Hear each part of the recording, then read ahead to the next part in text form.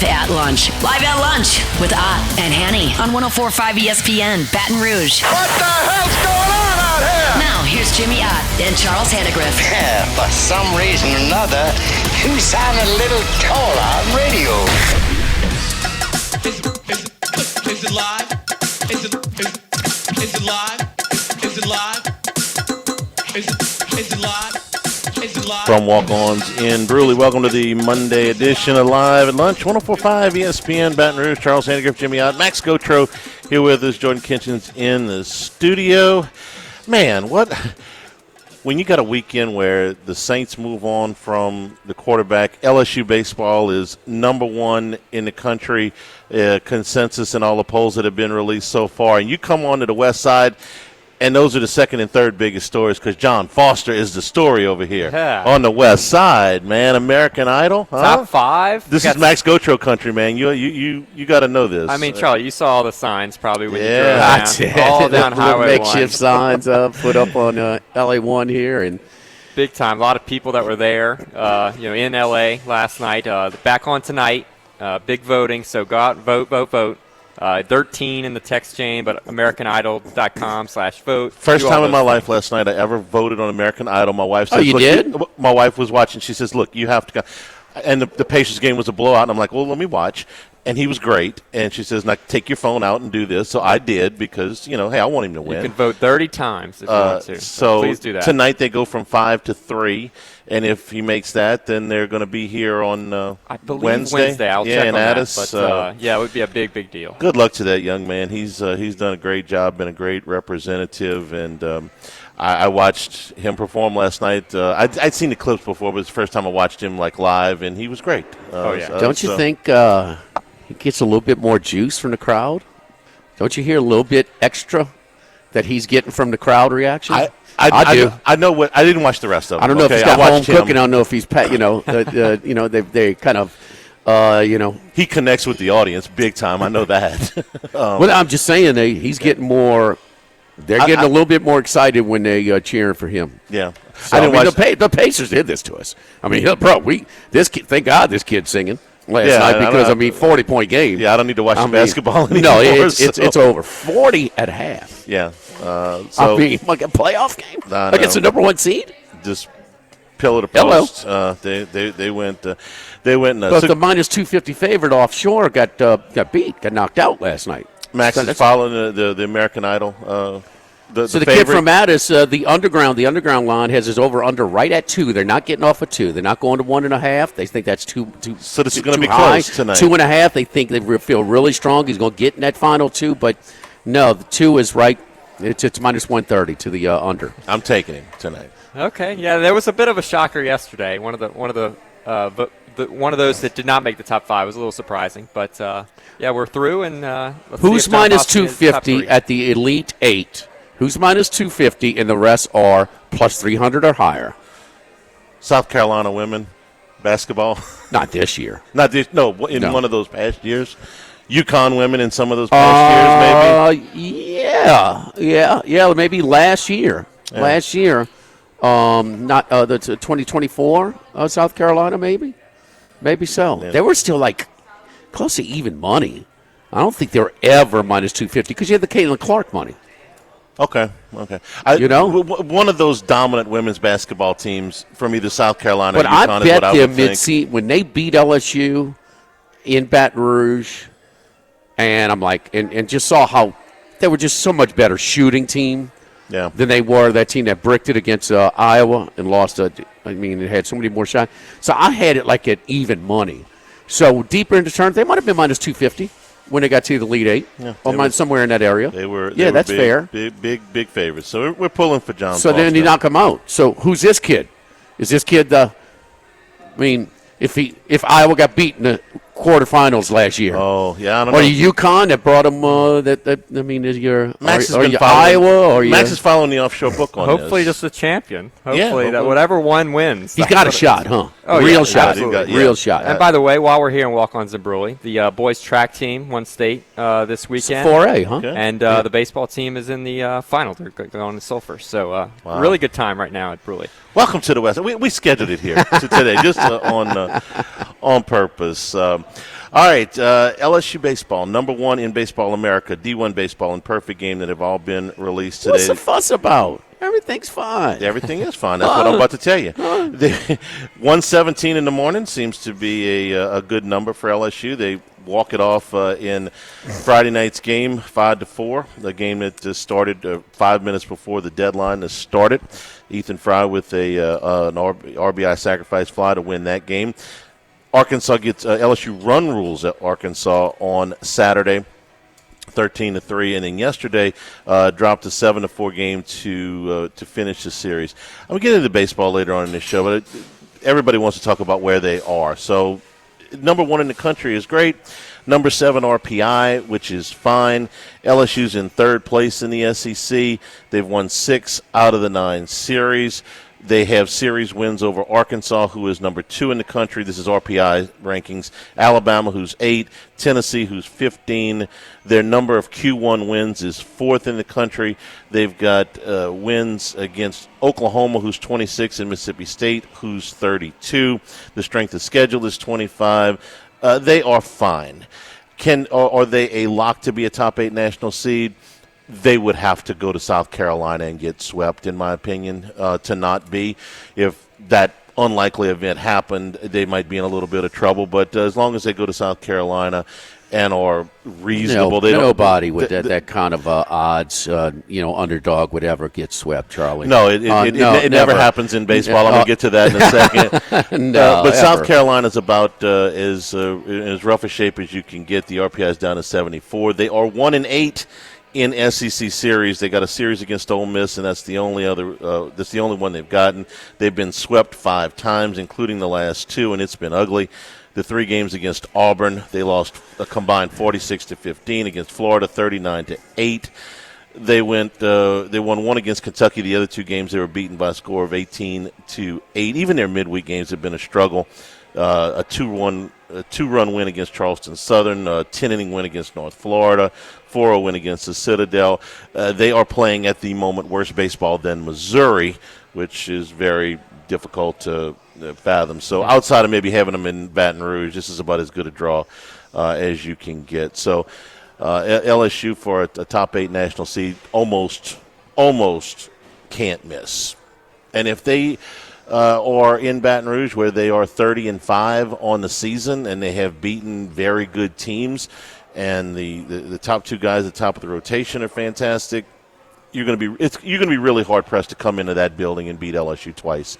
So, like you said, Jimmy, everything's good. I got a lot more to say about it, but yes, right now everything is good. It's how college baseball is, and it's a little bit more like college football and college basketball as far as the emotional letdowns, the emotional spots, situational handicapping, if you will, has really been pretty damn accurate. And, the emotional, wins, and, Texas beating Texas A&M, all 3 one-run games. They go to Arkansas and get hammered. I mean, Arkansas, that is their peak spot. They hate Texas. They came in all the polls number 1, and they just hammered them. What do? They go to Baton Rouge, and they get hammered. And so, although, could it be their 1997 lose on Saturday 28-2 and come back and win on Sunday late in the season, and kind of it's just a real kind of an important game, I think, for the Arkansas Razorbacks yesterday to kind of get off the mat and salvage one game. But the situational spots and the home road splits, home field is matter. It's always mattered, but usually not as much as the other sports. It has. And the other thing is, do we need any more proof with one conference series left in the schedule that this thing is wide open? Yes. Do we need to go? Texas A&M went to Fayetteville. Arkansas's record at home of outside of the A&M series, 30-3. 30-3, and it was two out of 3. 2 of the 3 they lost to A&M. Yeah, I think that's right. A&M, was really, really hot, and they get they don't lose. They kind of get hammered by Missouri at home. The last 2 games were just they did. They gave up the 6-run ninth to lose 9-6 on Friday, but it's only 24. It's 0-24, and that is going to be damaging to this. I don't know what kind of contract the first-year coach that Schloss's replacement has, but him and Paul Maneri at South Carolina are going to be very interesting. Who helped themselves and who hurt themselves? A&M can retire the category. I mean, they get swept by a winless team by a combined score of 23-8. They damn near got run ruled yesterday. The RPI falls from 35 to 59. They're now 10-17 in the league, and they're at Georgia this weekend. Even a sweep there wouldn't erase the stink of this Missouri series. I think that Michael Early is in very, very serious trouble because they are out of the tournament barring a miracle run. And this is a team that's got wins against Texas, Arkansas, and LSU, series wins. But after those first 3 innings, Jimmy, they scored 6 runs in the first 3 innings on Friday night. After that, they went 6 for 73 at the plate with 26 strikeouts. They got 2 hits in each of the last 2 games. Yeah, they really responded by losing a game in the 9th inning, a 3-run lead in the 9th inning, and really got after it and grinded, huh? I mean, they absolutely mailed it in, and there was a lot of pressure by the players to keep Early there. I'm not going to tell you he's going to get fired, but I wouldn't be at all surprised. I know the buyout is not prohibitive there. Who else hurt themselves over the weekend? Oklahoma didn't do themselves any favors. They got swept against Kentucky. They're still in, but they had an outside shot to host if they'd had a good couple of last weekends. That's off the table now. They'll be a scary 2-seed, RPI 26. Tennessee, they did what Tennessee's been doing lately. They've lost now 4 straight series and 5 out of 6, and then they got a fight at the end of the game. Well, a little skirmish, if you will. They are 15-12, and they are at Arkansas next week. Amazingly, they've still got a chance to host. They're an RPI 15. They've got series wins against Arkansas and Florida, so they've got a shot. But they've got a really, really tough go there at Baum. Florida helped themselves. They took 2 of 3 from Texas. They now have series wins against number 1 Texas, number 2 Arkansas. Last 3 weeks, they've won 7 out of 9. They were 11-14 going into Austin. They couldn't get swept. They put themselves in position. They are safely in the NCAA tournament now. If they won the SEC tournament, their RPI is 13. If they went all the way in the SEC tournament, they might even be in line to host. But they are safely in the tournament, probably as a 2-seed. Vandy helped themselves. They took 2 out of 3 against Tennessee. They're tied for 4th in the league. Their RPI is 3. They finish at home against Kentucky. They are in line for a top 8 national seed as well, where the SEC looks like they can get maybe as many as 6, but probably closer to probably 5 is the number I'm letting on. I'll get you some RPI stuff on some of the other conferences later on. I mean, everybody's beating each other up, minus, it's just Tennessee, it's real. Championship hangover is in effect. You can't lose 2 out of 3 at home your last conference series against Vandy, and especially after you win game 1. They don't deserve and they're still like second or third choice to win it all. I mean, or the odds makers. And there's a lot of college baseball that people bet branding, and that's it. Well, Tennessee's great. LSU's great. No, but you got, man, these teams at the top of the odds board are so, they've got some flaws. I mean, they're not as deep, they're not as strong, they're not as consistent as we're used to seeing. Because there's usually a wider gap between the elite teams and the others, and there isn't. And right Clemson now, got beat again at home, 2 out of 3 against Duke. You know what I mean? Georgia went on the road and lost 2 out of 3 to Alabama. The number 1 RPI in the country. Yeah, so Clemson's lost 3 straight series, and despite an RPI that's in the top 16, they're in 7th place in the ACC. 7th place. So Jeez. You can't. I mean, I get it. There's a balance between conference record and RPI, but Clemson's in 7th place. A&M out now? What's that? A&M is out. Absolutely. Yeah. If they went, they play Texas this weekend. They get 3 there. They'll put themselves. I'm sorry, Georgia. They'll put themselves back in the conversation. But I don't see them. Auburn is one of those teams that's way down the odds board, like 80-1 or something. That's taking care of business. Auburn right now is in great shape to be a top 8 national seed. The RPI is 2. They're 16-11. In the league. They finish up this weekend with 3 games against Ole Miss, who's okay, but nothing, outlandish. They get 2 games this week. They're going to be in decent shape to be a top 8 national seed. You said the Saints moved on from a quarterback? Yeah. I thought the quarterback moved on himself. A little bit of both, I think. A little bit of both? a little bit of both. Okay. I would say listened to spread quarters with Mayo, and there was no doubt. It was all, hey man, let's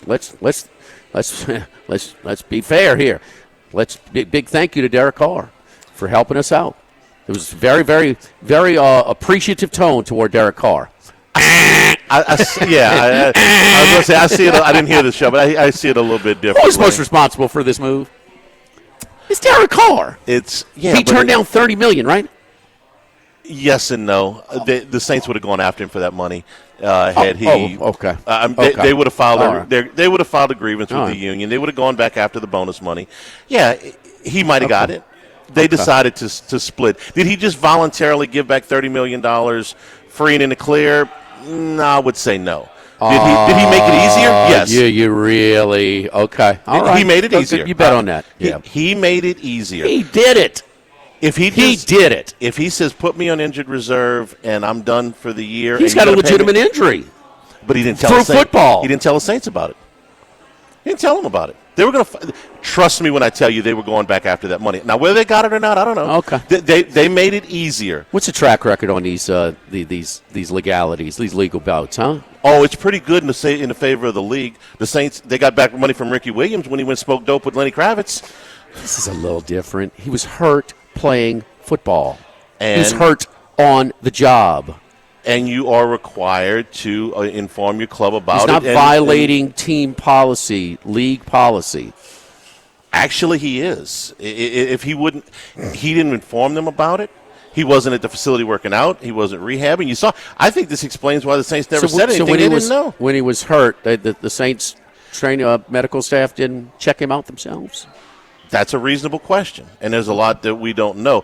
They also would have gone back after usually handle things. They would have gone back after that bonus money. Saints medical staff has a damn good track record. So yeah, you're probably right. Yeah, well, no, they don't. Oh. Listen, did Derek Carr make it easier? Yes. Was it absolutely assured that he was going to just walk? So where does the narrative come from? Well, like, he gave up $30 million. He could have just sat on the bench here and he could have collected his money. The Saints would have gone after the money. He might have gotten it. He might have not have. Yeah. He might have not have. We're here at Walk-Ons in Bruley on the west side, John Foster country. Max, is a watch party over here tonight? There should be. Oh, we should have it, yeah. Yeah. I'll probably be here, honestly. I would think so, man. And the great thing about it, we got the garage-style doors open today, and what about the weather we got in the middle of May? How about that? You talk about a blessing, huh? That just doesn't happen. That weather was great. It's really fine again today. You can start it getting a little bit warmer, but, man, it's good enough to roll up these the garage-style doors and kind of indoor, outdoor, a partial. You covered patio area, but then you've got the outside as well. Plenty of TVs outside the cornhole area, but just it flows, man. Indoor, outdoor, it kind of take advantage of this last little kind of mild weather that we're having, unseasonably mild weather. We got the 5 new menu items with the Havarti turkey burger and the warm turkey melt and all the great stuff, the boudin, pepper jack, boudin balls. So a little bit of everything over here. And the salmon as well is a really good new menu item as well. In addition to all of our traditional menu items over here at Walk-Ons. We don't play. Live at Walk-Ons in Bruley, live at lunch, 104.5 ESPN Baton Rouge.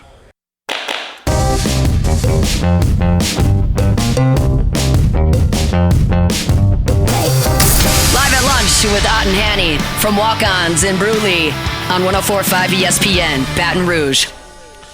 And brought to you in part by Louisiana Health and Injury Centers, helping you deal with pain. Dr. Michael Goff and his staff done a great job for us over the years. Whether you got back pain, neck soreness, things that are keeping you from getting around like you'd like, or maybe preventing you from getting a good night's sleep, let them tailor-make a program that's going to work for you and target those problem areas, whether it be a dry needle, electric nerve stimulation, cryo, ultrasound therapy, or just a serious exercise and stretches that'll get you to feeling better.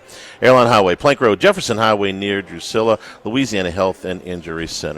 So we continue the conversation into the break, Jimmy. I give Derek Carr credit for making this very easy, okay? He retired. There is money coming back to the Saints in the form of salary cap, and this nips in the bud what could have been a really ugly, long, drawn-out situation. And, yes, he's probably leaving some money on the table. But do I believe the Saints would have gone back after this? Yes, I do believe they would have gone back after a lot of this money. And I don't know what would have happened if they would have filed a grievance with the union. You make a good point about did the Saints medical staff check him out and what did they find out? And then after the season, when Carr is not in the facility, what is his responsibility to the club? This was a win-win, okay? Carr gets the $10 million that he got in the contract restructure. The Saints don't go back after that or any of the other bonus money. You take it and walk. I mean, this is one of those divorce days. Like, you take what you had before the marriage, I'll take what I had before the marriage, and we'll split, and we're not going to sit here and argue over the silverware. So I give him credit for that. But I believe the Saints would have gone back after the money. I don't know how much they would have gotten. That's my take on it. And that's your take, and that's at best as far as the Saints situation. That's at best they had a chance. I think it had an uphill battle, and I think it's they ain't nobody that cheers for the Saints giving Derek Carr any benefit of the doubt on anything. They had enough of him. They hate him. The venom is just Charlie. I'm telling you, Saints fans. It's like whether it's social media, whether it's on Mayo's little impromptu deal. It's an octave below winning the NFC Championship game. It is. It's unbelievable. We agree on that completely. They are ecstatic. And I'm like, it helps, does it not? Yes. Okay, it helps, but my biggest thing is, let's go 1-16. Let's roll out one of these bums. Down the line quarterback that you took in an old quarterback, in the draft this year, or one of those guys that are not starting quarterbacks, and let's try and, let's 1-16 it out, and then let's go. Got to get Loomis out too. The only way to get Loomis out, 1-16, does that help get Loomis out? I don't know. Well, does 16-1 help him stay? At this point, it's 16-1. He might retire. At 1-16, I'm not sure he gets fired. So I don't know. Yeah, I mean, maybe not. To me, it's got to get worse before he's squeezed out. Any other situation, he would have been gone by now. But of course, but he's not. But Miss Gale, even though Nicky, you're in the will, whatever. But we got to. I mean, with the fan base is just we've had enough. I finally feel like that there's some light at the end of the tunnel. Okay, you have some clarity to the Carr situation. Your salary cap number next year for him is now a manageable deal rather than this giant albatross. You kept all your draft picks. Okay, you didn't make some panic moves. You didn't go over you didn't go completely out of bounds in free agency. You have a chance after this season to do two things. Number one, you can find out if any quarterback on your roster can play or not. And the second thing is you can move on from about 4 veteran contracts after this season, Jordan and Davis and Hill and Matthew, maybe Kamara at a reasonable cost. And this is a okay, they don't have to call it that, but this is a reset. And if Shug can play, great. And if he can't, you'll know. And then you can make a move in the other direction. And those other contracts kind of age off the cap a little bit, and you've kept your picks. Hopefully, enough of those guys can play. I see a path towards the light at the end of the tunnel now. It's a year away. With Mickey Loomis involved? It's a hard call, man, because of his relationship with the owner. I mean, you see a path with Mickey Loomis involved. I think Loomis has made better moves in the last couple of months, at least as far as the draft is concerned. They didn't go crazy. Draft was okay. They didn't go crazy in free agency, so this is better. Okay, they addressed the quarterback situation. Is Shug going to be the guy? I don't know. How much of Derek Carr too? I mean, we got to, I've kind of started to teach you this, Charlie. I mean, it's easier when you got a great supporting cast. What roster was good that he had in his career? Well, they make the playoffs 3 times when he was with the Raiders. Maybe 3 times? I think he was either 0-3 or 0-2 in the playoffs. It might be 0-2. Who did they play besides the Bengals that year? Fired the coach. They had, I was reading his resume this morning. I didn't go back through it. Just one playoff loss. There's just one playoff loss? Okay, that's only game. That's only playoff game. One playoff appearance. He was in a bad situation with the Raiders and a bad situation with the Saints. If he had been drafted by the Rams and, ended up with Sean McVay, I don't know. It might have turned out a little bit differently. If he had been drafted by the Chiefs in 2014 and ended up with Andy Reid, I don't know. He's not without talent, but I never met the man. But there's something about him that people seem to really not like, and it's not like he's in a position of leadership, and he doesn't. We can't really prove it, but there's been enough smoke there about his phony leadership that some of it's got to be, some of it has to be there. Okay, I get it. It breaks on ESPN on Saturday morning, and Jeremy Fowler had just done an ESPN piece, so some kind of NFL piece, and so they ask him. He says his career has to be viewed as underrated. Always productive, consummate professional, a tough guy. Very talented quarterback, very good quarterback, maybe not a breakthrough quarterback who got you over the hump. I disagree with most of that. Wow. You think the Saints fans disagree with that? The Saints fans disagree with the all Raiders fans disagree with that? The only thing I'll give you is when he say tough guy, I wouldn't say tough guy, but he was durable. He was durable. He played. Was he a stand-up guy in the locker room? No, the Raiders couldn't wait to get rid of him. They sent him home. The Saints couldn't wait to get rid of him. He couldn't wait to get out, so that doesn't think. A lot of those numbers, Moscona's been beating his drum for 3 years, are hollow numbers. He was 14-13 with the Saints. I think they had 2 wins over winning teams in that. There were a lot of hollow statistics in there. Like I said, he's not without talent. If you look at him in the lab, he looks like an NFL quarterback. He threw the ball like an NFL quarterback. He just didn't always play like an upper-level NFL quarterback would. He wasn't the worst. He was far from the best. That's kind of my evaluation. I had hoped, Jimmy, when they signed him. I was for signing Derek Carr. I'll cop to it. When they signed him, I said, okay, here's a 32-year-old starting quarterback that's got ability. Put him on the right roster. Is this the right roster with the right coach? Maybe it'll work. It didn't. Where's Daniel Jones at now? Indy. Yeah, that's it. That was your other choice. Yeah, and they just didn't have it. And how much followed Breeze to set yourself up for really? It doesn't help, but there were 3 guys in between him. He wasn't like it was the next regular year. Starters. Winston started a year. Oh, Charlie! No, no, James, come on. No, James, no. He was the first guy. James, they like him so much they signed 3 guys after him with his new team. He was the first guy that they gave significant money to after Breeze. That's true.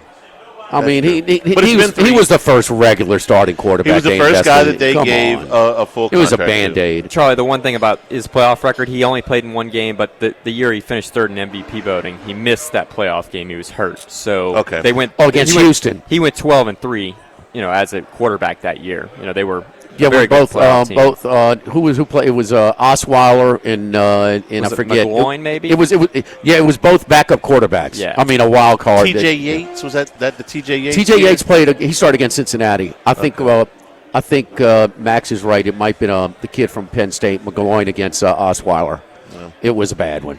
ESPN paid $100 million to televise that game. They went with Connor Cook in that playoff. Connor Cook against Osweiler. Yes. And I could, what time slot they put that one on. That was the Saturday afternoon. Yeah, the game. The Texans ESPN game. Got the last game and they pay $100 million Texans game. That's where they are every year. Yeah, the Texans are there every single year, Saturday afternoon. Don't forget our friends at Legacy Title, Chad Reynolds and Legacy Title for all of your real estate closings, 296-0060. Full-service title company servicing all of South Louisiana. Fast, friendly, professional service is what you get when you dial 296-0060. Chad Reynolds and Legacy Title. Live at the Walk-Ons in Bruley, live at lunch, 104.5 ESPN. Live at lunch, 104.5.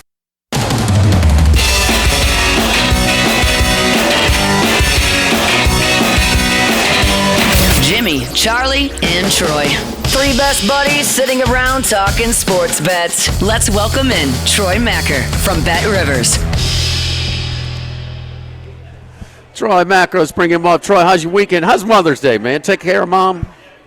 Yeah, I did my best. We're in between houses right now. We're building a new house, so we're kind of cramped in the in-laws. So, it went well, all things considered.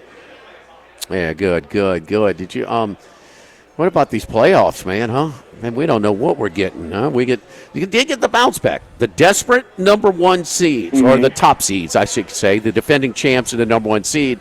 In Game 3, Cleveland wins double digits against Indiana. Boston never a doubt. The first time out, it's double digits and stayed double digits the entire game. So, did we see the betting public back those higher seeds that were desperate on the road? Yeah, specifically the Cavaliers. What was that, Friday night, I think? It was Friday night. Money late on the Cavaliers, and that was a winner. However, in what was it, last night's game, the biggest sportsbook win of the entire weekend was on the Pacers-Cavaliers game. I think because it was such a blowout that literally no money cash for the Cavaliers tickets at all. And the Thunder Nuggets game was also a big winner for the sportsbook yesterday. Even though I believe the Thunder got the win, right? That's one series that I mentioned before it started. That I really liked the Nuggets to win the series because of the price. It was like plus 575. It's now the series is even 2-2, so it's a 3-game series, and the Nuggets are plus 400. So yeah, they had to win 2 games, but if you thought they could win 2 games, and I think it was going to be a close series, they have the experience, and I think they have more talent. Their 3 best players, I think, are probably better than the Thunder's 3 best players right now, but the Thunder are a better team and are going to be better longer. So I am very happy with that decision to bet on the Nuggets to win the series, even though I think Oklahoma wins. As expected, the biggest public win of the weekend was Knicks Boston, with Boston bouncing back, and now it looks like the Knicks, those 2 big wins on the road, looks like that was it in terms of they spent a lot of gas. They're not very good at home. And more to the point, are any of these playoff teams good at home? I feel like the road team is winning well more than 75% of the time. Am I wrong in thinking that? No. It's looks like the hockey playoffs. Yeah, you're right, and it's no. There's no doubt. It has really been not to script. Minus the the desperate stronger seeds. Coming back. In Friday and Saturday night with the Celtics and Pacers. Cavaliers and Celtics. But then last night. They were betting. Betting Cleveland. The indicators I saw, the Cavs were going to go in there and take care of it, and they couldn't have got spanked any more than they did. Yeah, and I just think injuries and whether the players are getting healthier for Cleveland or not, it still takes some time to get back and not just get back to a game, but get back to a high level, high stakes playoff game against the Indiana team that I just think is really, really good. You go down that roster, and they have really good role players, really good burgeoning superstars, really good established stars. I really like this Indiana team. If they're playing a full strength, playing at their best Boston, I don't know. I think Boston's best is better than everyone's in the East. But I really like this Pacers team. And I think Cleveland has kind of run out of gas. But, if they can win the next game, I think things get really interesting because then you start to feel that pressure. And, Cleveland was the number 1 seed for a reason.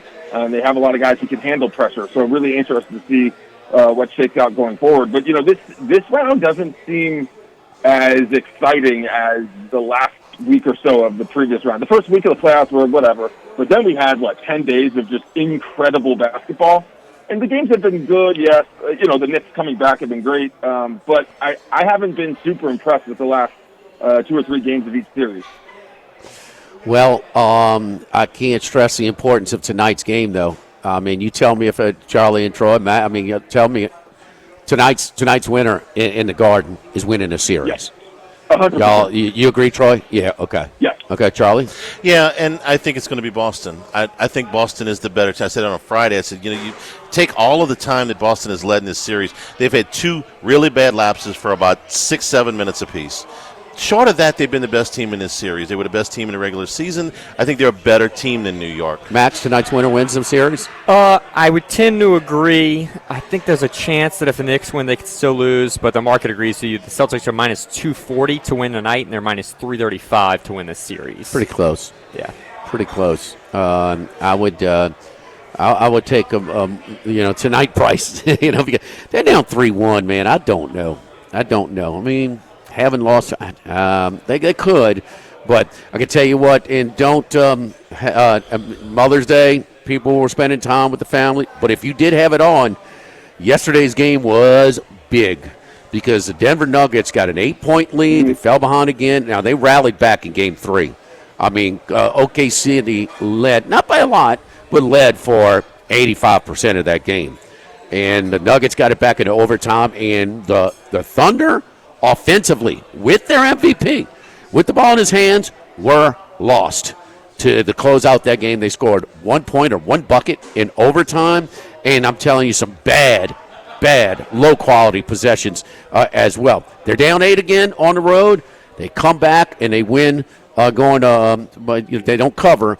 But that was huge because Denver's hosting the Western Conference Finals. They got home court if they could pull it out. So we're back square at 2 apiece. That was a big one yesterday.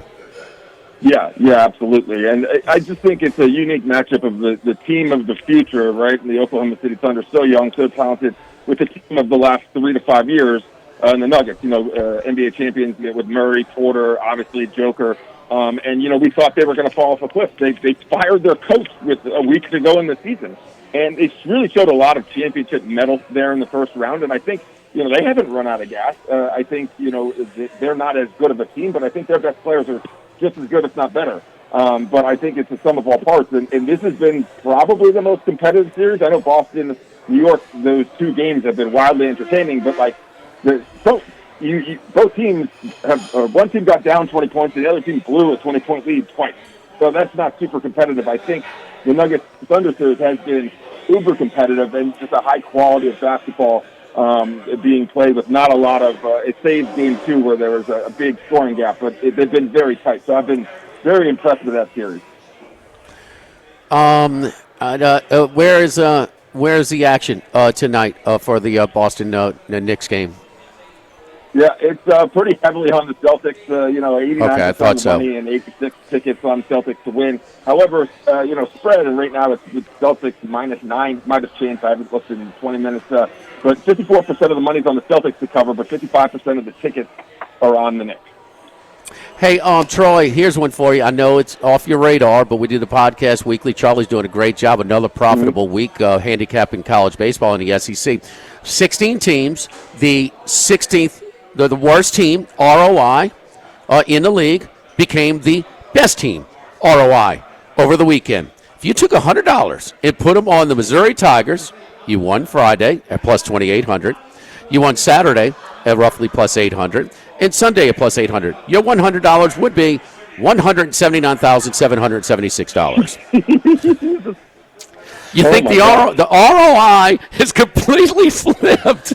They're plus like 14 units now, Charles. If we would have said on Friday on the show, said, take your money and go bet on Missouri this weekend for one game for the series for anything. Well, I mean, how bad would we have been laughed at? I mean, I did a couple of Fridays ago when they went to Alabama. Remember the draft night? Yeah, they had a 5-0 lead. They lost 7-5 or whatever it is. Yeah. I said I'm going to bet them. Well, the first score was like 8-0. I'm like, I can't even bet these guys anymore. So I might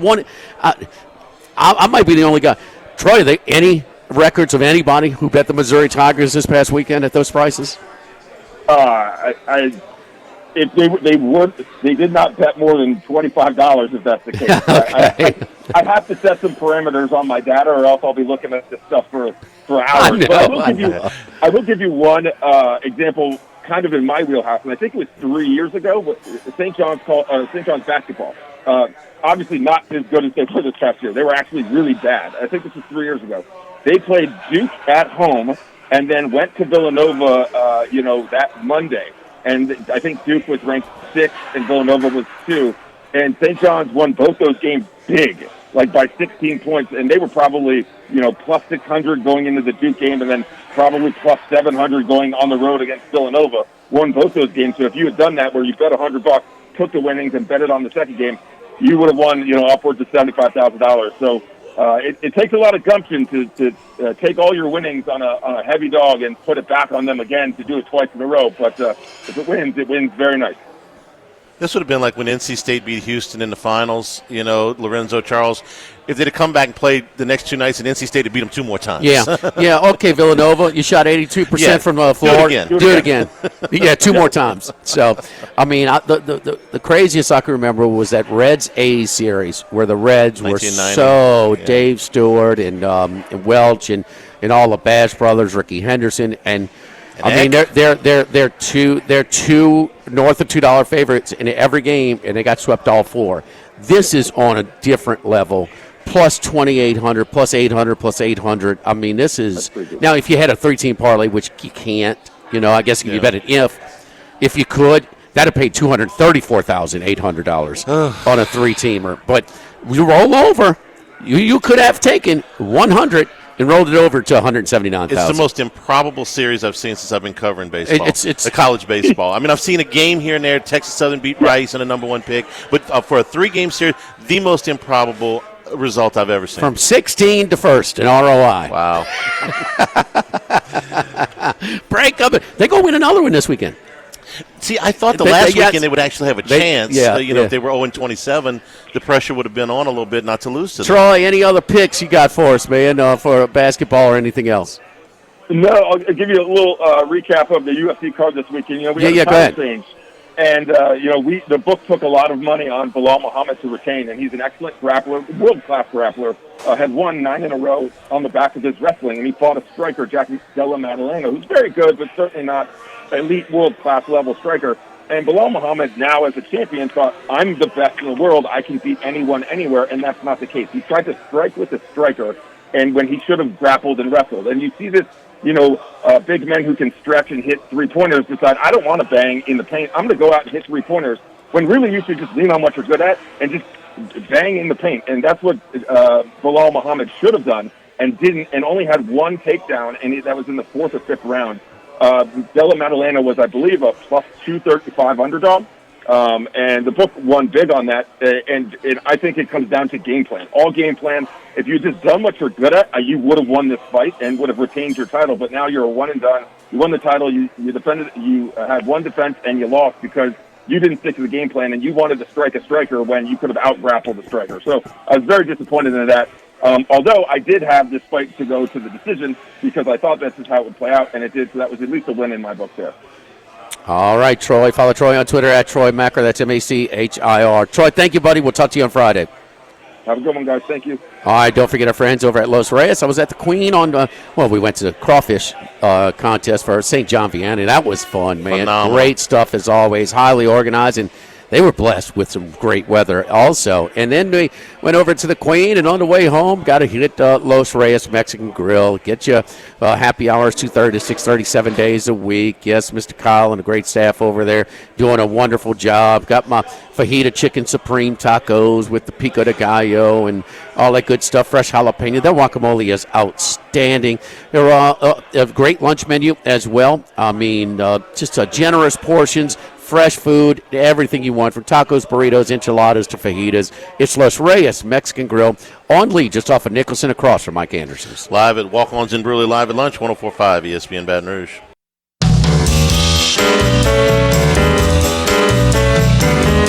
Live at lunch with Ott and Hanny from Walk-Ons in Brewery on 104.5 ESPN Baton Rouge.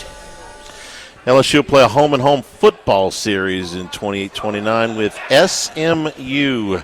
First game of the season both years in 2028 and 2029. Contest at SMU will be at Gerald Ford Field, capacity 32,000. Be a tough ticket for LSU fans, but this is a Power 5 matchup, a Power 4 matchup now with SMU in the ACC. They may smallest venue they played in. A long time, probably since Mississippi State was down under 50,000, and that's been a while. It's 32. Yeah, Mississippi State had been at 32. Right, it was in the 47s. Hour number 2 coming straight ahead here. Walk-Ons in Brewery, 104.5 ESPN.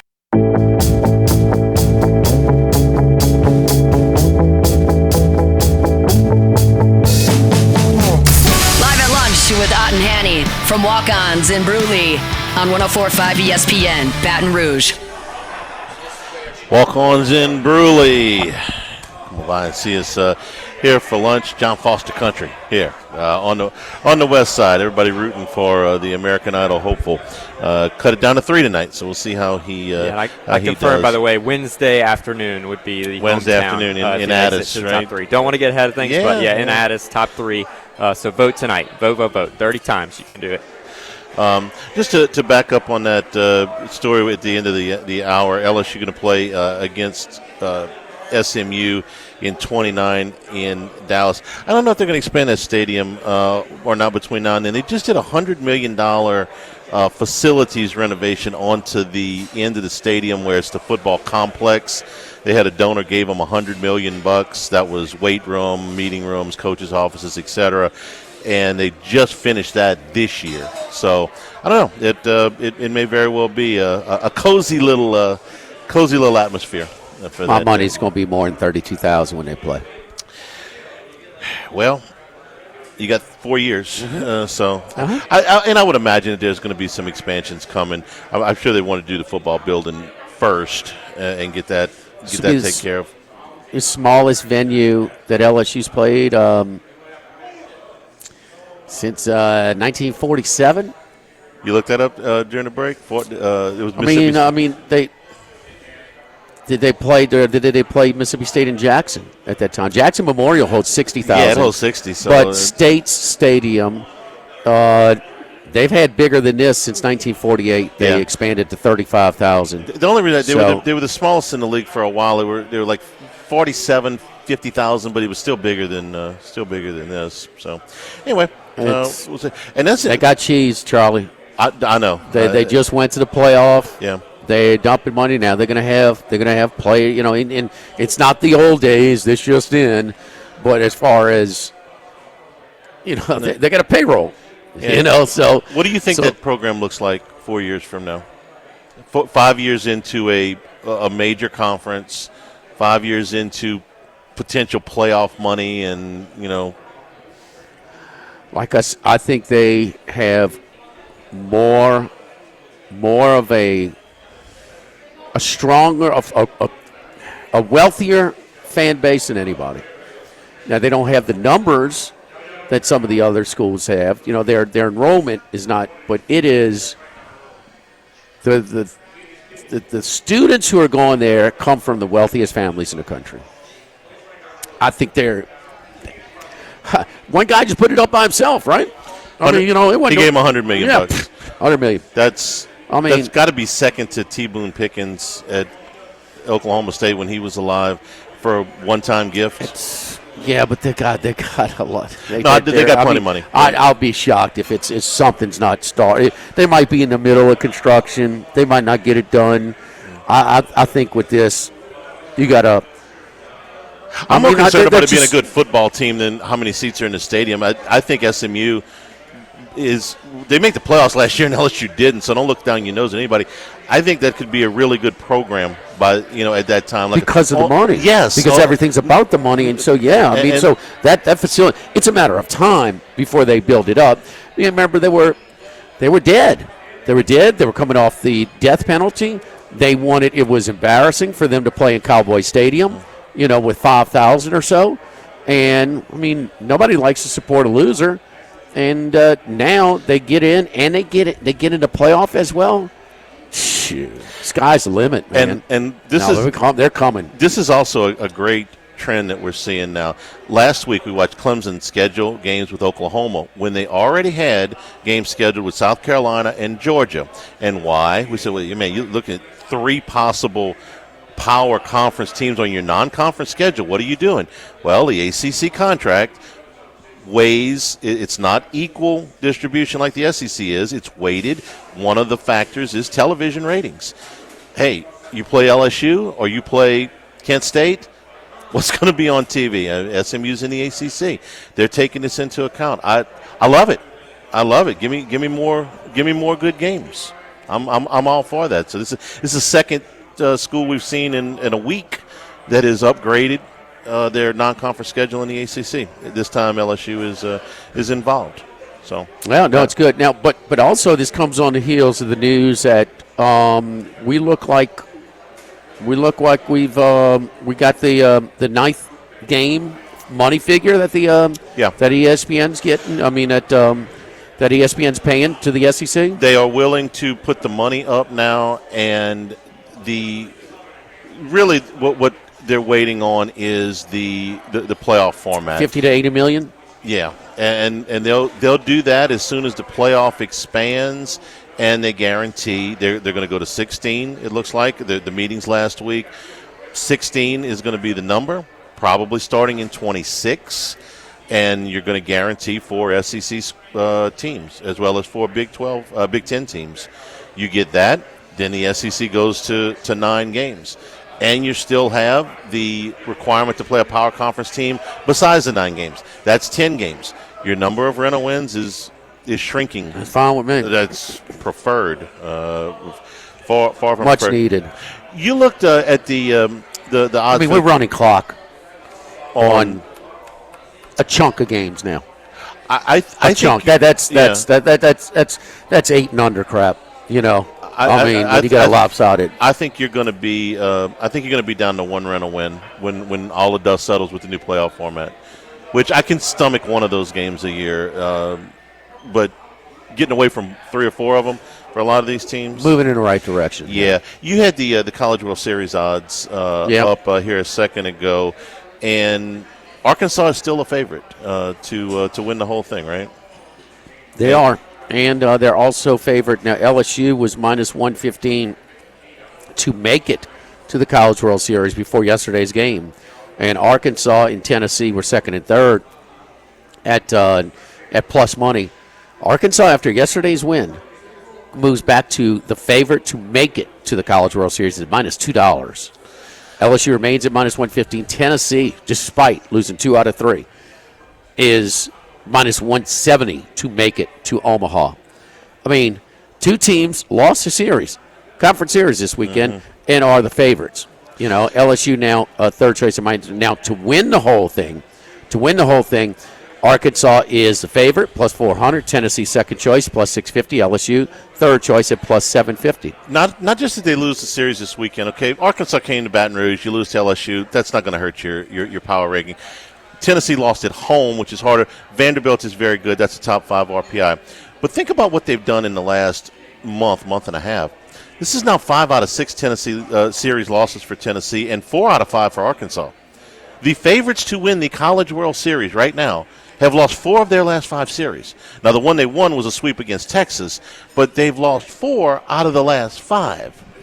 I'm going golf betting here, and because I don't see the Scotty Scheffler in this group. No, there's okay. not. I don't see the unbeatables.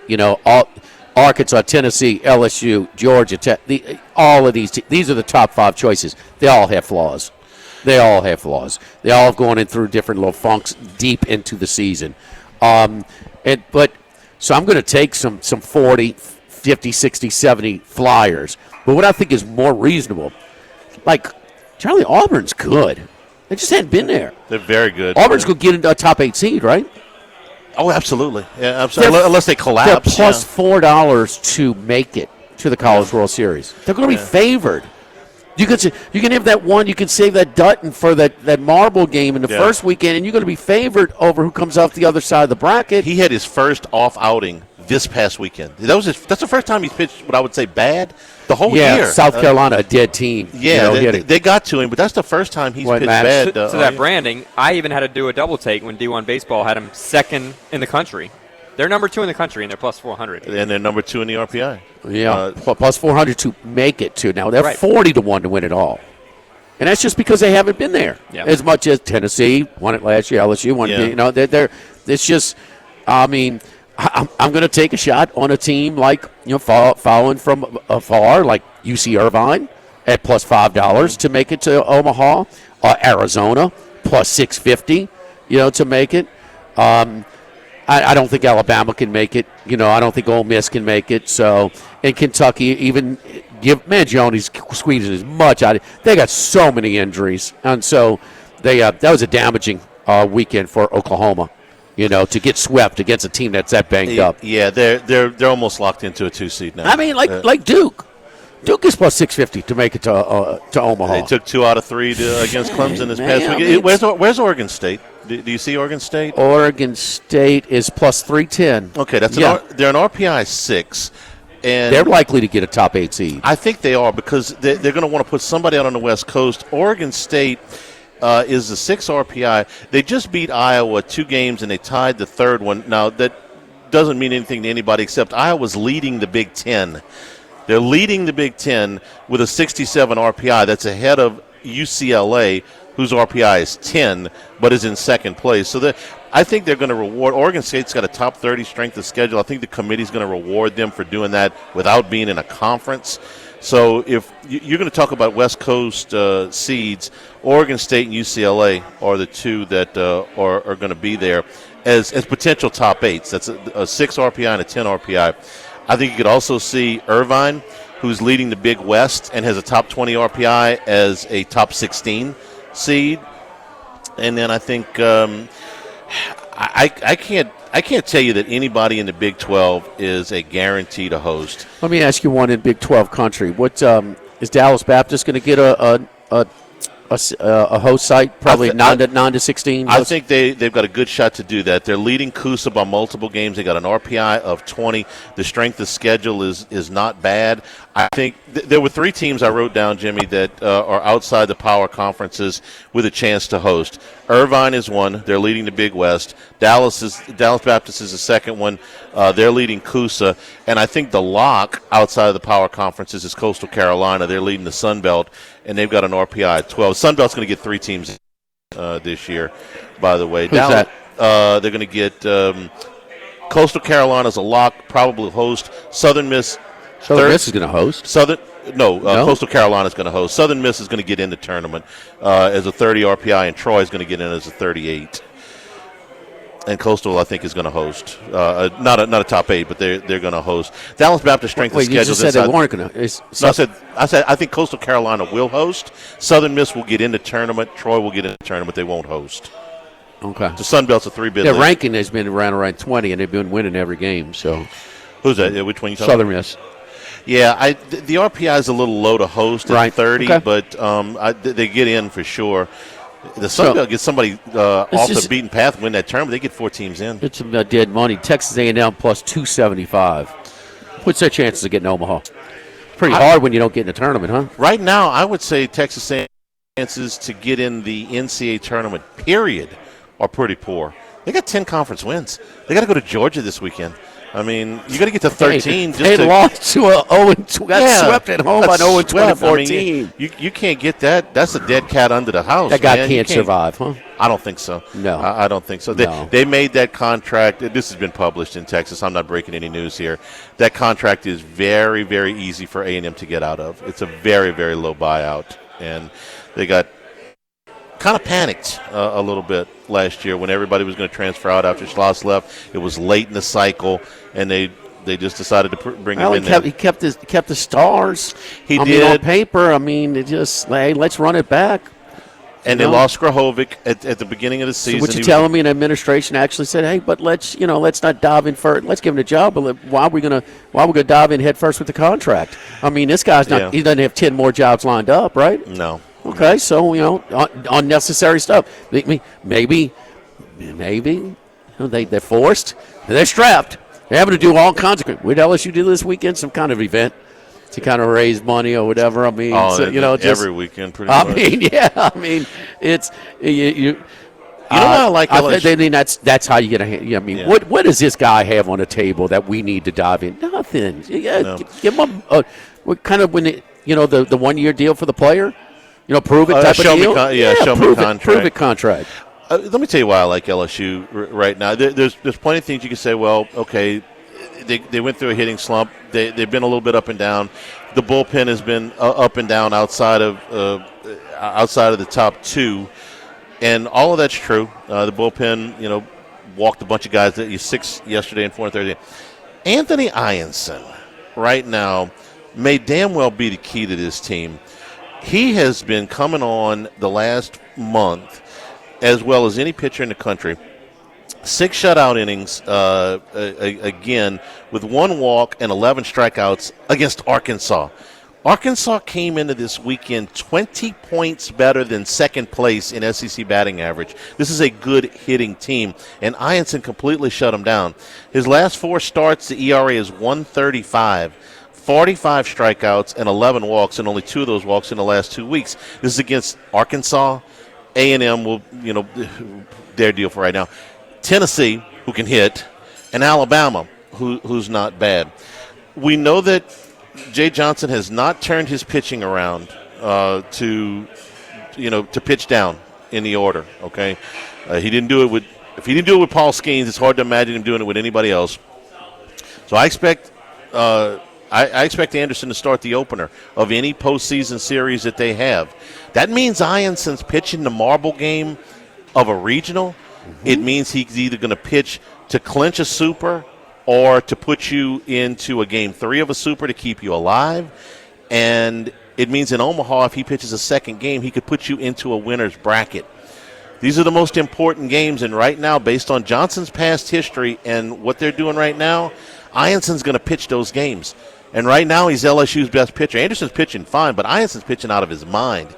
He keeps that going, they're going to be very, very hard to beat. And I think they're going to be really hard to beat twice in this building.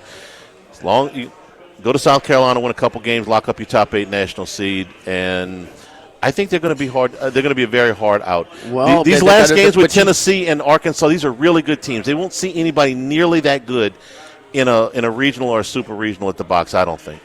All right, but the challenge is not we don't see anything on paper, but the situational spot that we've been talking about, where it's more like college basketball and college football, where these emotional letdowns. It's an emotional series this past weekend. Yes, and so I mean, because you liked them coming up to this series. I mean, you still gotta don't go there and give it right back. No, that's for damn sure. And South Carolina's had a little bit of a heartbeat at home at times. That was where the one series win came in. I thought against Florida just. Florida cranked them, bro. In games 2 and 3, games 2 and 3 especially. Game 1 was. Were they outscored 55-8 or something? It was. Let's see. I wrote that down somewhere. Let me go to page 2. It was 39-8 in the series, 39-8, and 45-15 against Auburn. And one of those games was actually a 1-run game. The second game of the series, I think Auburn won at 11-10. So. Ianson is the biggest takeaway from the weekend to me, and it's a 4-week takeaway. But you go shut that lineup down, he won't see a better lineup than Arkansas. Watch him on Saturday too. His body language is he's just reeking confidence right now too. The fastball's humming. I mean, the breaking ball's always been there. The fastball's humming. Well, he threw that breaking ball where if he knows, it's just the way he put it. That's going to be a hard pitch. He's got some swagger to him right now. Feeling it. And maybe that's just at home. I don't know, but that's he did it at A&M. He threw a complete game. Yeah. He's. I don't want to talk up wins against A&M today. No. But that's a tough environment. And 9 innings. This is before this disaster. Yeah. That they had. A&M was obviously a more dialed-in team against LSU than they were in Missouri. I mean, that's pretty fair. For sure. Don't forget our friends Dana Brown at the law offices of O.C. Brown, your law firm for a lifetime, 343-1111 and OCBrown.com. Both Charlie and I have used Dana's team of attorneys at different stages of our lives, different reasons. Yes, indeed. Check them out at 343-1111 and OCBrown.com. You can schedule that initial consultation over the phone, or it's very easy to do on the website as well. And so that's why you have to take advantage of the consultation. We'll evaluate your situation, give you some honest feedback, and play a percentage points, a logical approach toward your case. So speaking of Dana Brown, the consensus picks, one of our contributors, Seb Straka, he does hit. So the Xander Schauffele, our one consensus pick, did not. But one of the golfers that was mentioned, Seb Straka, hits at 40-1 this past weekend. My favorite Austrian golfer, Charlie. PGA Championship. Ingemar Stenmark, Franz Klammer, move over. Stenmark was a skier, wasn't he? Actually, Ingemar Stenmark was a Swede. He was a Swede. Franz Klammer was Austrian. Yeah. Wasn't Stenmark a skier? Yeah, they were. Yeah, okay. That's what they're famous for, Charlie. Okay. Ski. They're much play golf on the side. Much stronger skiers, much richer history skiers than they have been. Live at Walk-Ons in Bruley, live at lunch, 104.5 ESPN Baton Rouge.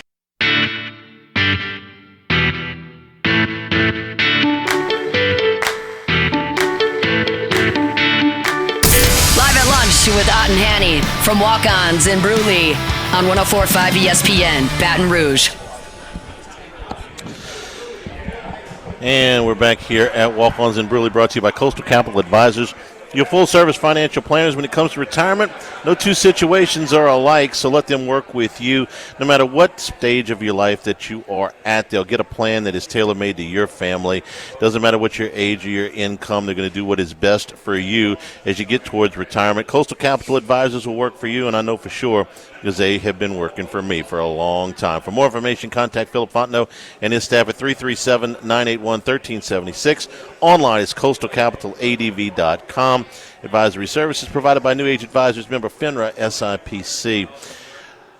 The lottery is tonight in the NBA. This is as big a week for the New Orleans Pelicans in quite some time for what could happen, not necessarily what will happen. Let me explain. First of all, let me give you the odds for tonight. New Orleans is the fourth most ping pong balls in the hopper. They have a 48.1% chance to be a top 4 pick. They have a 12.5% chance for the number 1 overall pick. There are 3 teams in front of them in those odds. Charlotte, Washington, and Utah all have the same 52% chance at the top pick, 14% chance. 52% chance at a top 4 pick, 14% chance at the number 1 overall pick. That's good. Now, on the other side, the Pelicans could fall. They could fall. The lowest they could fall is 8th. There's a 2.2% chance of that happening. So they've got a shot. This is a pretty good draft. Cooper Flagg is the crown jewel up at the top of this thing. Harper and Bailey from Rutgers. If they stay in the 4th spot, VJ Edgecombe from Baylor is a possibility of a pick. But they can upgrade significantly right there. But even what could be even bigger, this is a draft combine week in Chicago. Report from ESPN this morning that for the first time, Giannis Antetokounmpo is open to leaving Milwaukee. Why does this matter to New Orleans? They've got a pick swap in 26. They've got an unprotected first coming back from Milwaukee in 27. If Giannis leaves and Lillard is out, well, they ain't going to be very good. So there's not only the potential for, the range on this is just huge. If they were to luck up and get the number 1 pick tonight, and then you have this trade chip if Giannis decides he wants out, and I think Giannis will leave. And it doesn't even, from New Orleans' standpoint, it doesn't even matter where he goes. Wow. Just so he leaves. Just imagine if the Pels can win the lottery, huh? Yeah, they've won it twice. Can ever win the lottery. Yeah. Well, man. I got to root for something, man. Them and the Spurs. Hey, look, Missouri swept A&M. Okay, $100 gets you $180,000. Okay, Charlie. So why not? You didn't have that Friday, by the way. With Derek Carr. No, I did not, Charlie. No, because if you would have, we probably wouldn't have seen you today. You'd have probably taken the day off. Derek Carr. Yeah. I mean, you got Derek Carr gives up $30 million and the Pels win the lottery. I mean, what's that parlay pay? Huh? It's all the Saints need. Halfway home. Mayo's giving all the credit to the new Pope, right? No, the Pope, yeah, there's no doubt. I mean, but these Knicks, these son of guns, up in New York. The Pope's going to help the Knicks. What the hell the Knicks got to do as Catholic? He's taking care of the Saints first. Nova. Come on, man. Did the White Sox win this weekend? Yes. Yeah. They won 2 out of 3. Okay. Yes. Tim Elko hit his first home run, the former Ole Miss star, for the White Jimmy, Sox your Cubs yesterday. Are screwed. 106. Just start the clock over again. What? You're screwed. I mean, Cubs a White Sox fan. You're done. Cubby's got a real soft schedule coming up right now, though. Keep in mind, this is not the time to bet against the Cubs. I'll tell you what, the next 9 they can go 8-1 easily. So, it's no, and like how about the Cubs issuing these Cubs fans are so goofy sometimes, man. I love the Cubbies, but really, he's born on the South Side. You know how many people born on the South Side are Cubs fans? Very few. And percentages, no. And I he's know not you a know Cubs this, fan. but apparently you can't root for both. It's not like you can say I Charlie, root for the Sox and the Cubs. You can't do that. If you wear Cubs gear at Comiskey or whatever they call it now, U.S. Cellular, they gonna let you know, bro. Yeah. They gonna come into Wrigley Field and start cursing you. It's a rough crowd. I've heard that. Rough crowd. So if you want the best good luck charm, and that's what they send to these the lottery, right? They send a good luck charm. You know, you got a rabbit's foot, you got a lucky coin, whatever you got. So the Pelicans are sending their biggest good luck charm they could send. They're sending Zion. He's going to be there tonight. Why not? So on it was an airline highway at Saints facility. Y'all did see that Friday morning before the car news. I think you saw the white smoke, huh? It came out of the the white smoke was coming out. So are they when is the lottery's tonight? 6 o'clock. 6 o'clock. We'll go see the smoke again, huh? If I thought it would help, I'd go light the fire myself. In Mickey we trust. Well, Mickey's on the other side of the building. In Joe Dumars you trust now. Oh, okay. I mean, Saints medical staff. Charlie said they handled everything perfectly. There was no case against them. No, they were going to get the money, no problem there. So they've got a great track record. So yes, things are on the up. Max, I'm looking for some optimism here. Give me a little optimism, please. I will say they got ping-pong balls. Look, they've been fortunate. The Spurs have had a lot of fortune in the lottery. Maybe the Pelicans are another team that can do that. Giannis right now, thankfully, our friends over at the DraftKings Sportsbook, the Queen, have odds on Giannis's next team for next year. Oh, wait, I want to guess. The Heat. Well, it includes the Bucks. They're the favorite at minus 200. They still think, they're still favored to keep him next year.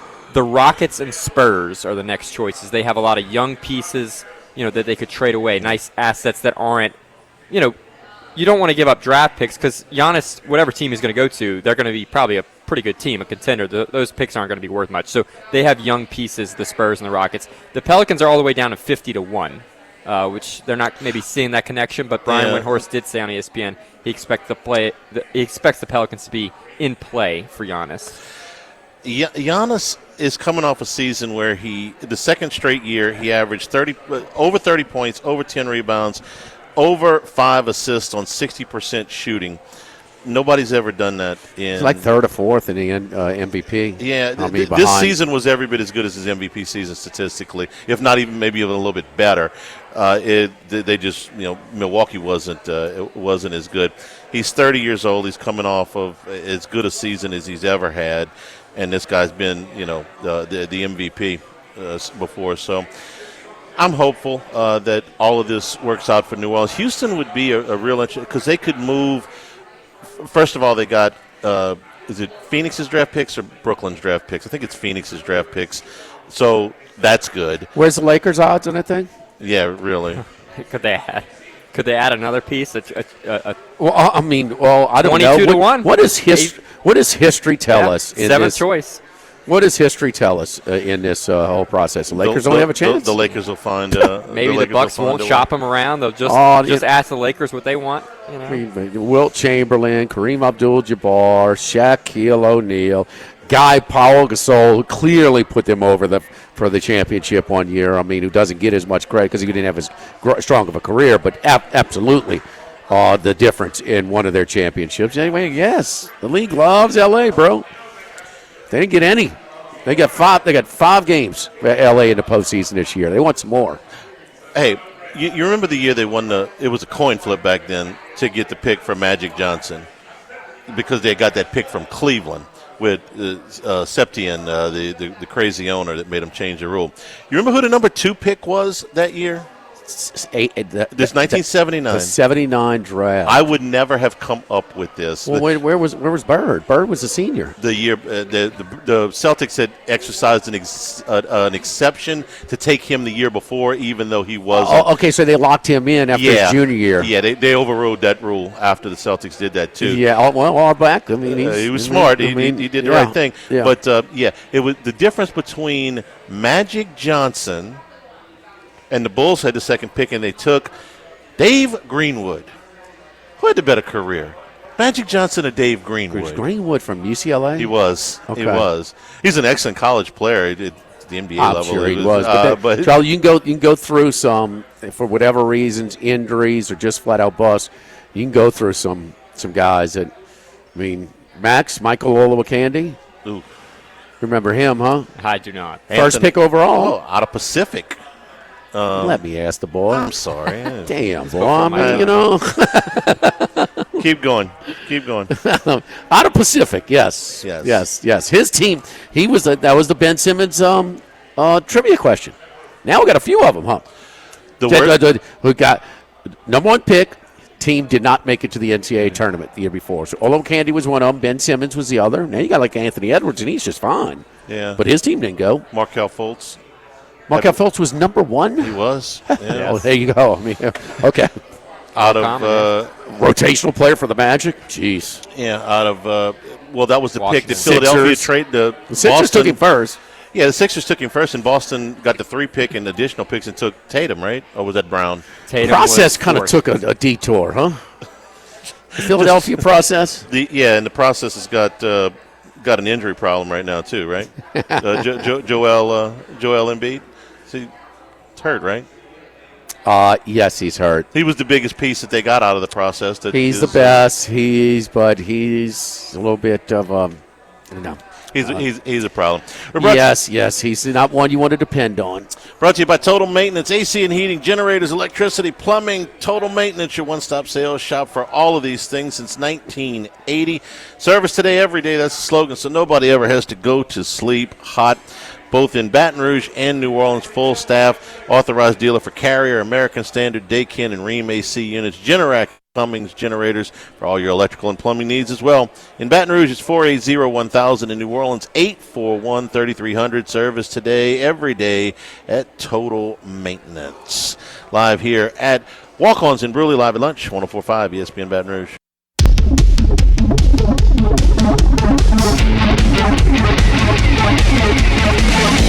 Live at lunch with Ott and Hanny from Walk-Ons in Bruley on 104.5 ESPN Baton Rouge. Back here at Walk-On's Room. You can always get the show on demand, 1045ESPN.com, LouisianaSports.net. New Handycast going to drop this afternoon. Doug Thompson, Dan Canterbury, and myself about LSU baseball. We got a lot to discuss there. I asked the guys during the break if there had ever been a team in the modern era, not the expansion era, but in the modern era in the NFL that had gone into a season with 0 quarterbacks that had ever won a game. And the Saints could easily fall into that if they don't sign a veteran quarterback, although they could between now and the season with 3 quarterbacks on the roster right now, none of whom have ever won an NFL start. This is the biggest opportunity for a reset, and it's what they're doing. And like I said, whether they call it that or not, Derek Carr's retirement frees up, and we're talking about 2026 cap money. The 2025 cap is done, okay? The fluctuations you make there are largely irrelevant. Free agency is done. The draft is done. We're talking about 26 now. You've basically cut his cap number in half. And here's the number, guaranteed salary. Now, this is not cap number, but guaranteed salary in 2026 for, and I'm just going to go through the old guys. I know they're all really good, have had good careers. Taysom Hill, the Saints owe him 0 guaranteed salary in 26. There's a cap number, but it's 0 guaranteed salary. Cam Jordan has 0 guaranteed salary in 2026. Demario Davis has 0 guaranteed salary in 2026. Tyrann Mathieu has 0 guaranteed salary in 2026. I think Tyrann's going to be going, man. What's that? I think Tyrann's going to be going by 26. Yeah, we're talking about next. These guys will all play this year out. So that's 0 guaranteed money that you got in the 4 oldest guys on your team. The next one is Alvin Kamara. You got $3 million in guaranteed salary. That's an easy deal to swallow. I guess what I'm saying is they don't have to admit it's a reset. They don't have to call it a reset. But they have taken moves to begin the reset. They kept all their draft picks. They have not gone crazy with any of the extensions. They didn't go crazy in free agency. And now the biggest boat anchor on this thing is done with Derek Carr. I think the Saints are in a great position now to see if some of these young guys can play. And if they can't, then you go find a quarterback. Okay, you've got enough draft ammo next year in what's supposed to be a pretty healthy quarterback draft to go get one. One of these guys can play, all the better. If they can't, there'll be, I don't know, four. You hadn't seen enough of four quarterbacks. Of I have, yeah. I want to see Shug. I mean, okay, yeah, and that's who I expect to start the We'll opener. say that. Sure. You saying any of these quarterbacks? I've seen enough of Rattler and Hayner. I don't think they're NFL. Could it be a backup somewhere? Yeah. For the Saints, but I think you're probably right. I'm just kind of lumping them all in there. But, yeah, I expect this is 99% about whether Shug can play or not. And he probably can't. I'm not ready to say that yet. I want to look. I don't want to just – I just want to discard him out of hand. I want to see, okay? He's got good size. He's got a good arm. He's saying the right thing. Well, he's 26 years old. That doesn't bother me at all. It doesn't? No, not at all. Shouldn't he be better in college than when he's that damn older than everybody? Huh? Let's be fair. Okay. Jeez. I mean, that's not a concern. I thought he had a pretty good year last year. Okay. He was okay. He was good. He was fine. There's been a lot of really good quarterbacks that can't sniff, playing in the NFL. That's what I want to see. Okay. I mean, probably not. He's 26 and he's pretty good in college. Okay, dude. Can I look at these? Because this. Oh, you got to look. This is a. You got to look. He's going to start day one. This is forget that. Hayner and Rattler cannot beat him out. This is a win either way. No, this is a win either way. If he starts and he's good, fantastic. You found a quarterback. If he starts and he can't play, then you know, and you don't have this, like I said, this giant boat anchor on your cap to go get another quarterback. You can actually go quarterback shopping after this if Shug doesn't work out. This is the reset, okay? I mean, as long as they don't go and contracts, with 30-year-old guys between now and the 26 offseason, this is the reset. This is what you've been asking for. It took some bizarre circumstances to get it done, but it's here. This is the reset. It took the least popular player in the history of this organization, would you say? Derek Carr? Yeah. I have not seen, I have not seen the venom drawn from this guy. I've never seen anything. Is it just loud? If there had been social media around when Russell Ertzlaven was playing, I mean, they hated him. Because they hated the Saints for taking him as a kicker in the first round. Couldn't make a kick, and he turned out to be just a so-so punter off of the top. If there had been social media around, wouldn't they have hated Ertzlaven too? Yes. Yeah. That's the one. They hated him anyway. They did. They hated him anyway. The jokes were terrible. It just wasn't social media around back then. Carr is way more hated than Aaron Brooks. There was a time when Brooks was pretty popular. Probably some jokes that probably aren't appropriate for this era. But no, there was some pretty brutal jokes on Russell Ertzlaven. I mean, there was. I know the joke you're talking about. Yeah, he took some heat. Okay, but no, this guy. Well, we do have social media, and he does play quarterback. Yeah. Okay, and so quarterbacks are, my goodness, I mean, they hate him, and he gets the biggest assist on this thing. Oh, no, he doesn't. There ain't nobody giving him an ounce of credit. An ounce of it. I'm going to give him an assist. I'm going to give him a slight assist. Oh, he gets an assist, man. He does. Come on. He gets an assist. But he ain't getting an ounce of credit by any of those. Let's see. No. Even the guy that passed the ball to Jordan for the dunk. No, it's the Pope. It's the Pope. The Pope gets credit for talking there, just making it happen. It just happened. Does this increase the value of your car jersey at all? I don't know. I've been battling that. That I don't know if this it's because I was thinking being so generous and being such a team player in this move to kind of put the Saints. Do you feel a lot better this Monday than you felt last Monday about the Saints situation? I feel better this Monday than I did last Monday. The Monday after the draft, I felt better than the Monday before that. And this guy gets none of the credit. None. I mean, they hate this guy so bad. So I'm battling. So I thought, maybe, he'll get a little run here. My jersey might, be worth $3.85, But I think it's still probably toilet paper level value If you ever get a fire pit out in the back. I know the chimney or a fire pit, just toss it in there. Yeah. Charlie, I've done some extensive research in the last 5 minutes. There is a team that once had 0 career wins in the NFL. The 2001 Carolina Panthers started Chris Winkie, 4th-round pick. It would be them. Chris Winkie. They won their first game that year, lost the rest of the season. They had Matt Lytle and Damian Craig also on their roster. It just had to be. It had to be the one guy I brought up, right? Really? It had to be Chris him. Winkie. Oh. No freaking He's kidding. going to use that stat all the way to August. You should have kept quiet, man. Oh, God. That's what I get for asking. Yes, indeed. You got it. There you go. Chris Winkie. How about that? Mm-hmm. Don't forget our friends at Total Diamond Performance. Yes, indeed. We are right in the middle of tournament season. And so, if you're a little leaguer, your youth base, your tournament travel ball player wants to try and just, wants a little bit more, wants a little bit individual time, wants some lesson times, no problem.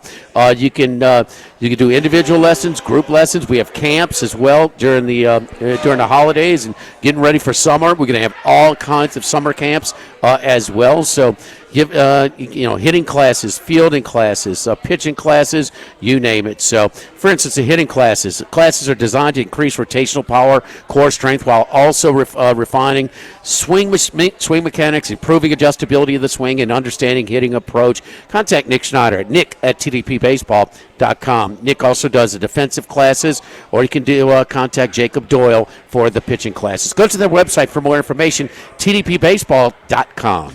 Live at Walk-Ons in Bruley, live at lunch, 104.5 ESPN Baton Rouge.